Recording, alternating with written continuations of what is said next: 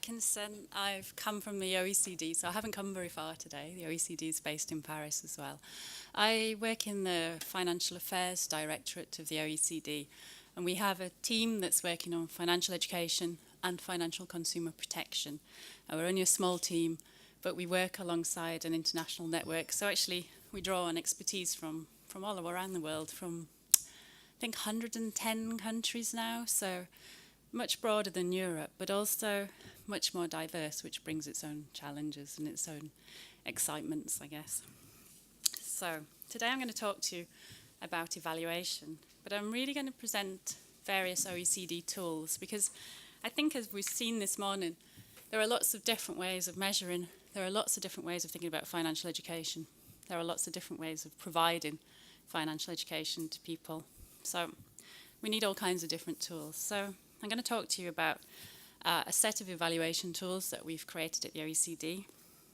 And this is still ongoing work. So next year we want to put a database online because we recognise that there is evaluation out there, but it's actually not disseminated very well. So we want to try and bring it all together within the OECD under our own website. I'll talk to you about our measurement tools. We've heard quite a lot about surveys and things this morning, so I'll talk to you about what we have and how we can try and create some kind of international consistency. I'm not going to talk about definitions, but I kind of feel I should, but I'll leave that for another day. But we do have an OECD definition of financial education, which I think probably covers everything we heard this morning. But yeah, that's for another day. And last of all, I'm going to tell you about some work in progress. And actually, I'm also going to encourage you to input into this work in progress if you'd like to. It's an exciting project, but it's also an extremely complex project. And I know that everybody in this room will have something that they want to add to it. So that's what I'm going to do. And I think I have about 20 minutes to half an hour. So if people flag me when I'm getting short of time. So, first of all, our evaluation tools. We've been working on evaluation for about 5 years. The OECD's been working on financial education of some sort or other since 2002. But it became more and more apparent that we needed tools on financial education, on evaluating financial education. So we surveyed our members. I guess there were about 60 countries at that point. We asked them what they were doing, what they would like to do, what difficulties they were facing. And we also took some external advice and created a framework on evaluation, which I'll present to you in a minute. So we started off with these very practical approaches, and then we drew on that, and we brought together experts, and we developed some high-level principles, because this is what the OECD is known for. We create policy tools. And the high-level principles are really helpful, because when you want to argue to put evaluation alongside a program, it's good to be able to say, look, the OECD tells us to do it, because actually evaluation gets left behind. People don't tend to budget for it. They don't tend to seek the kinds of people who can evaluate. They seek the kinds of people who can teach, or the kind of people who can design programs. So a policy tool just gives you some leverage. It gives you arguments. And at the same time, I hope that the simple principles which are on this slide also just give you some reminders that actually those are the kinds of top-level things that you need to be thinking about if you want to evaluate. And the last thing we did was some of our members said, we want some practical guidelines.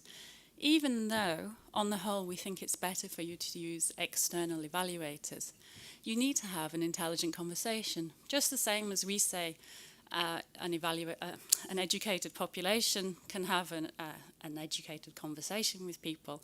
It's the same for policymakers. You might not want to evaluate yourself, but you want to be able to talk to the people who are evaluating. So we created 2 guides on evaluation. One is a bit more practical. The other one is a bit more kind of high level, just a few basic pointers. I left some, but they're in French, outside. But they're on our website, which is probably much easier. And they've also been drawn together in a kind of toolkit, so all of the guides and also the principles and other things. All of our information is available online, so don't feel you need to carry papers home with you. So I promised you that I'd show you the framework, but I think first of all it's probably worth just going over some of the benefits of evaluation, because again, just as I think it's important to have a policy tool so that you can sell it, I think it's also important that you can have a conversation about all of the benefits. So if you imagine that you're just talking about one individual program, you almost certainly want to be able to show that you're meeting your objectives. Almost everybody wants to be able to do that. But you also want to be thinking about the staff, about the delivery. We know that trainers, they're not confident when they start. They find it very hard to talk about financial matters. So it's good to be able to have a reward mechanism, to be able to feed back what's going well, how things are improving, and to be able to help them before they fall off the rails, if that's what's going to happen, to be able to bring them back and show them and encourage them. But it's also practical, just in case there's some fine-tuning that needs doing. Maybe some of your resources aren't working. Maybe you chose to do a course at lunchtime and nobody's turning up. They'd rather come in the evening, or vice versa. I remember being told about a very innovative project in Peru that worked very well, except that they put it on the radio. Worked very well when they tested it. They put it on the radio, but they put it at a time when people were not able to access the radio program. They were actually in the process of commute, perhaps, or there was some reason why they couldn't access the program. So all of the testing really didn't show anything in the end, because the reality was that they'd made a small mistake, and a fine-tuning process would help them to spot that. So what else? Well, from your one program, you might want to say, look, this worked and I now need some more funding, so I'm going to use my evaluation results to show people that actually this is effective and it's worth funding. And at the same time, you might just want to say, I've got the funding, I just want to make this happen in more places, for more people, over more time, so scale up in other ways. And you may also want to identify people who've designed programs and delivered programs that could then train other people how to do it or show other people good guidance. But evaluation is also useful once you start to have several projects and you can compare across projects. You can try to see. So, for example, you know that you have a particular objective, but you're not sure whether you should be delivering financial education in a classroom or whether you should be delivering it over the internet. So you can test the two options. So by having evaluation that's similar, that's using similar tools and that's trying to capture one particular difference to see whether that difference is important or not, the delivery method in this case, then you have something else useful. And of course you can share experiences, you can discuss with other people that are doing things, and you can identify gaps in provision once you've got lots and lots of evaluation. You can say, well, actually, there's no project that seems to be effective for this group, so there's a gap there and we need to try and address it. So this is the framework that's been created. It was created quite a long time ago, actually. And I think when you look at it, there's a tendency to imagine that you should start at the top and work your way down, but actually you need to look at it all at once. One of the things that we really stress with evaluation is you should design it before or alongside your program, not at some other point in time, for the simple reason that some of the things you need to put in place as you put your program in place. So, for example, you may want to do a baseline measure of people's level of financial literacy before you even start. You may want to start to monitor various kinds of data like expenditure or staff hours right from the very beginning. So all of these things should be considered from the beginning, also for budget purposes. But if I just go through them in order, because otherwise it doesn't make much sense. So one of the things that we really stress is that programs need clear objectives. If they don't have clear objectives, you're not going to be able to evaluate them. And you're probably not really going to meet your goals either, because nobody's going to be entirely sure what the goals are. They're not going to be working towards a consistent endpoint. So there are a wide range of possible data sources that you can use to identify needs and objectives. We've heard about most of them this morning. Different kinds of surveys in particular we've heard about.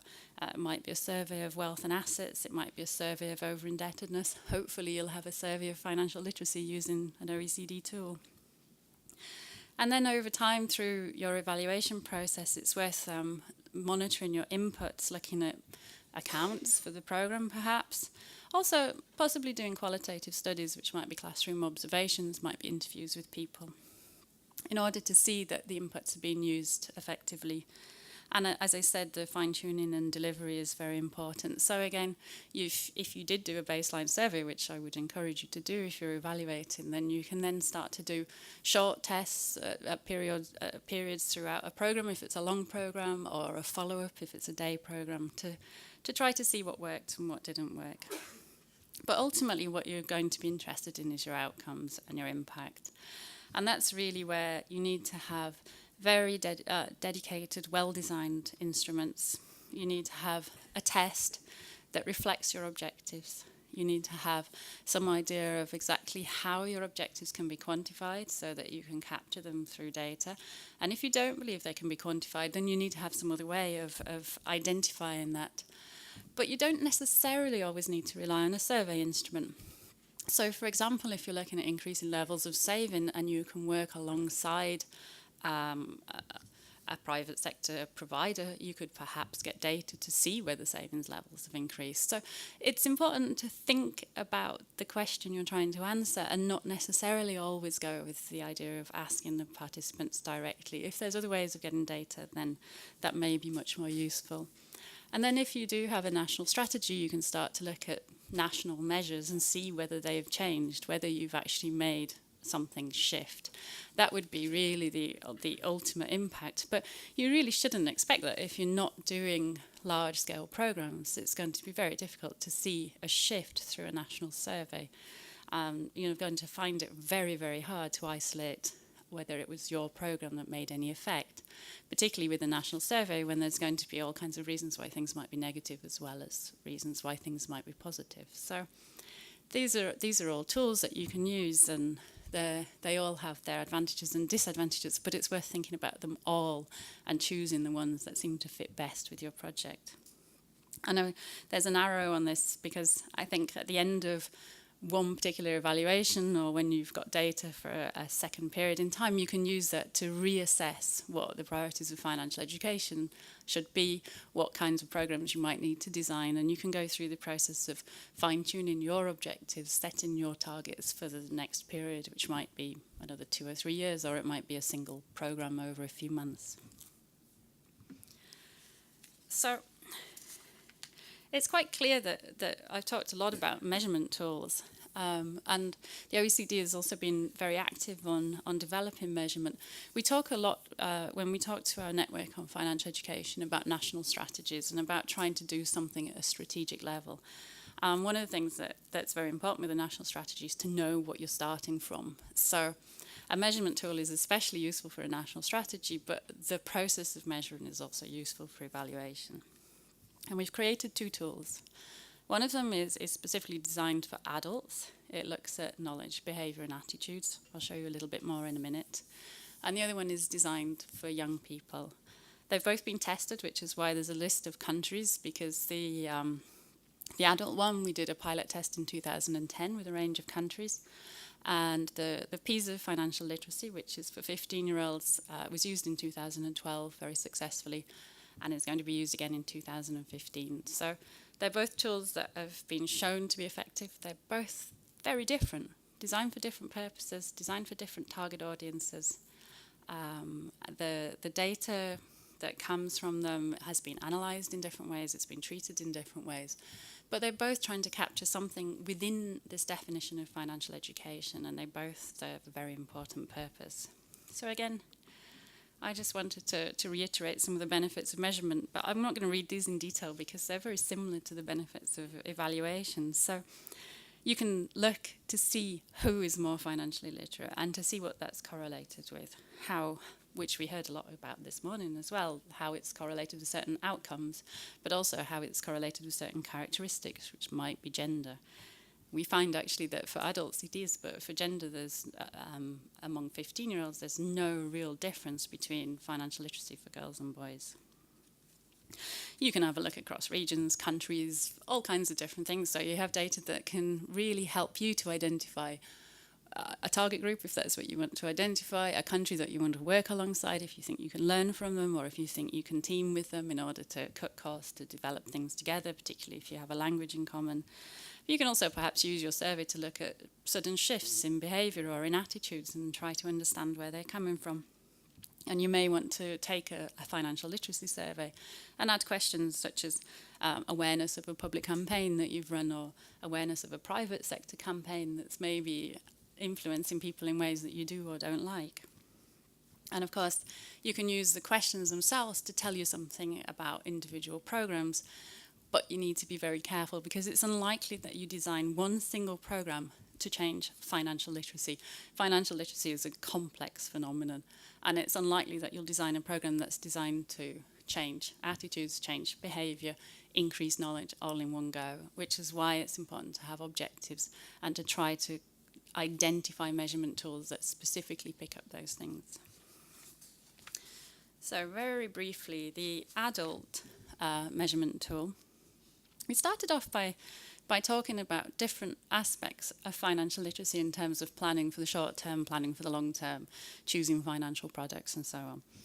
But we realised that actually the key breakdown that everybody uses in their definitions is behaviour, knowledge and attitude.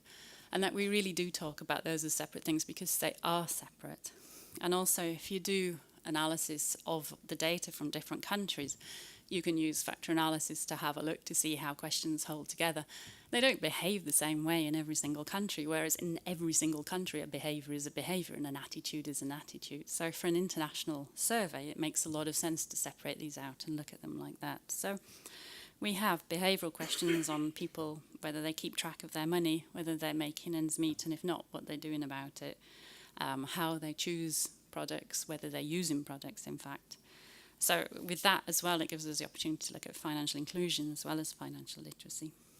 And for knowledge, we have the questions that we heard about this morning, the standard questions, with a few additional ones added in order to give us a broader spread of marks. And the attitudes, propensity to save versus spending, time preferences, risk preferences. And I always find when I read these that it sounds like, oh, they're just asking questions about jargon, but we don't phrase the questions like that. So that's what they're trying to capture, but they're phrased in a way that hopefully help the understanding of the people that are answering them. And you can see the tool. It looks a bit like this, but it's also out there. We're actually just in the process of double checking that this is still relevant because markets move fast, people change, priorities change. And we'll be using it again in 2015 with minor tweaks.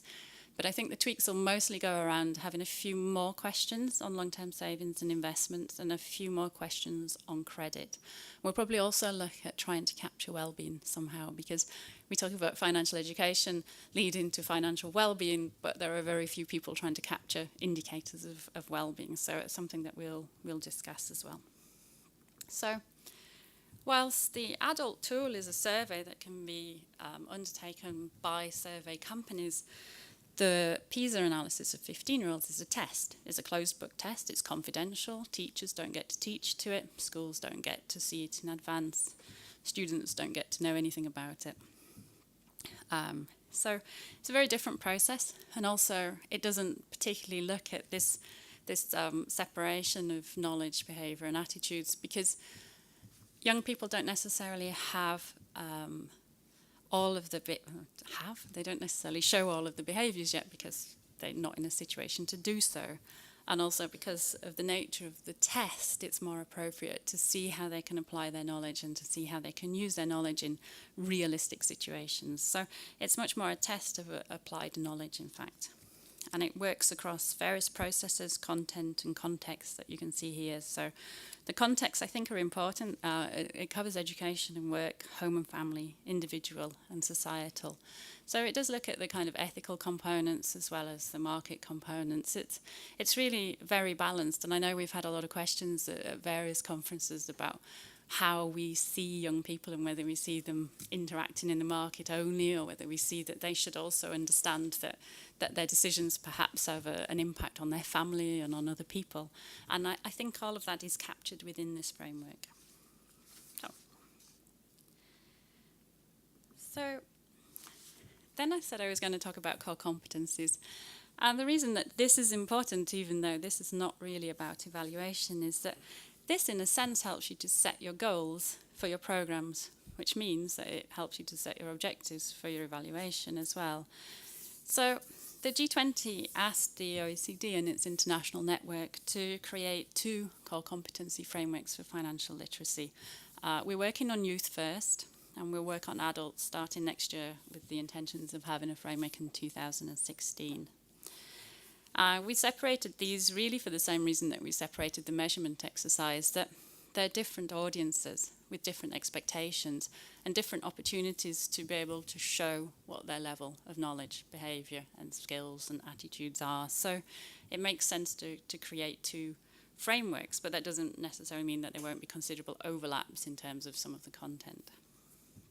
So the idea with the core competency framework is that it will describe the expected level of knowledge of young people, their intended behaviours as they go into adulthood, and their attitudes to applying their knowledge in real life situations. So again, reflecting what we were capturing in PISA. And indeed, we use the PISA process as an important starting point for creating this framework, which, as I say, isn't finished yet. So what we've also done is we've encouraged our network, and today I'm encouraging you as well, to send us any core competency frameworks that you have so that we can build on what we know. But what we also did was some of the PISA data, PISA data itself is extremely rich, and some of the reported data helps you to see that as young people become more competent, they can cover more difficult aspects of financial literacy. It's not surprising, of course, that's what the competency is. But the point with our data is that now we can see what types of questions are difficult and what types of questions are easy. So we can do what we've called a described proficiency scale, where we can actually use words to say, this person is not so competent and this person is extremely competent because they can do X, Y, and Z. So we used all of that as a starting point in order to not just create a framework that tells you a person is good at this particular aspect of financial literacy and this particular aspect, but that a person is better or worse depending on where they fit on a three-dimensional scale. So it's going to be a matrix. It is a matrix. It actually does have some information in it, but I'm not going to show it yet because it's not even been approved by our network yet. So it's set out with 5 tables. So the first 4 tables reflect the PISA framework that I just showed you. So we have money and transactions, planning and managing finances, risk and reward, and financial landscape. But then our network were also very keen that we should cover entrepreneurship. We feel that entrepreneurship isn't quite financial literacy, but there are certainly lots of overlap. So as some of the core competency frameworks that various countries submitted to us included entrepreneurship, we've also created a separate table for it so that we can discuss with our network whether that's appropriate or whether it should be perhaps separated and dealt with as a completely separate project. We've also looked at these across 5 dimensions. So we're describing levels of awareness, knowledge and understanding, confidence, motivations, attitudes and values. We heard about confidence this morning a little bit as well. We started off this dimension was just called attitudes, and then the more we started to put things in, the more we realised that actually there were subtleties that weren't really quite attitudes. So this is one dimension, we believe, a dimension of skill and a dimension of behaviour. And what tends to happen in the framework is that you have a kind of diagonal where the less capable have got the awareness and the more capable have got the behaviour. So I think that's where the third part of this competency framework, the 5 levels, comes in, that we have on the one extreme really basic expectations of a young person through to really high level expectations. So I'm going to conclude by saying that there are tools available now to evaluate and to measure to help you to identify the benefits of your programs. There's also going to be a core competency framework very soon, which I encourage you to input in. And we encourage dissemination. The OECD encourages dissemination, and we actively support it through meetings several times a year in all over the world, every region. So we encourage that. We think it's a very important part. And we know there are some challenges, which I'm going to leave you to read because the slides will be available. I think I can just probably say that the biggest challenge is that all financial education programs are important, but they're also different. It's very hard to find comparability across them. And I would like to say thank you. There you go. Thank you very much.